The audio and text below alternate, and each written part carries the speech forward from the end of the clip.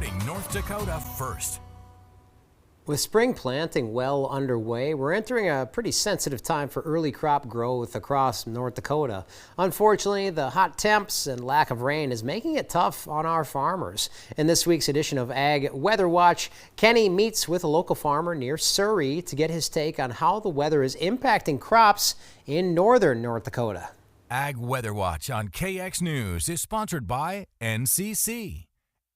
Welcome back to Ag Watch. I am Chief Meteorologist Kenny Miller here, and I'm here with Matt Birch in Surrey, North Dakota. And we're going to be discussing his farm, the history of the farm, and some details on how things are going so far this year in 2025. The Birch family farm has been situated just north of Surrey, North Dakota for several generations.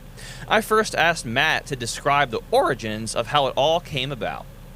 Well, my grandfather grew up just a mile east of here, and my grandmother grew up just a mile to the west. So that's how they met and how it all came about. And my great grandpa down there started farming in 1927, so in 2 years we'll be a century farm.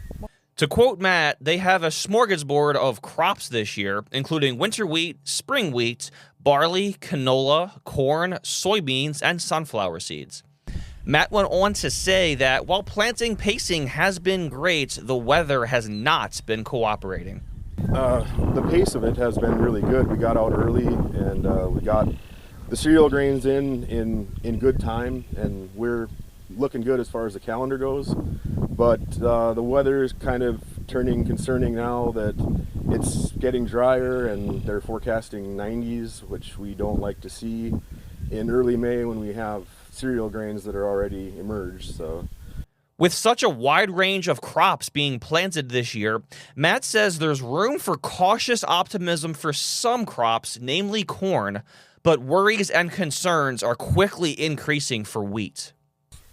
I'm hopefully cautiously optimistic that we will get we need some rains to this corn that I'm planting right now. It needs some rain to germinate, and so we still have some time with the row crops, but for the cereal grains it's going to get critical pretty fast, especially if we stay warm and dry.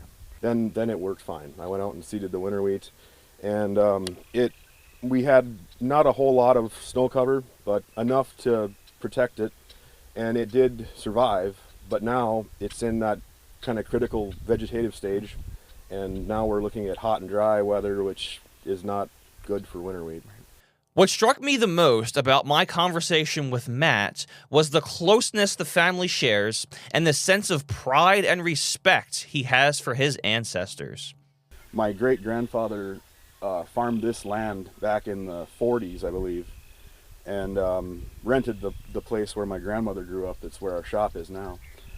And yeah, there's been so many struggles. My grandparents farmed out here during the 30s when it was just, this land was blowing away, you know, and everybody thought that this was the end of the world, and people moved away and moved out of state, and they had to have a lot of dedication to where they were to even stick around and try to make it work after how many years of total disaster, you know.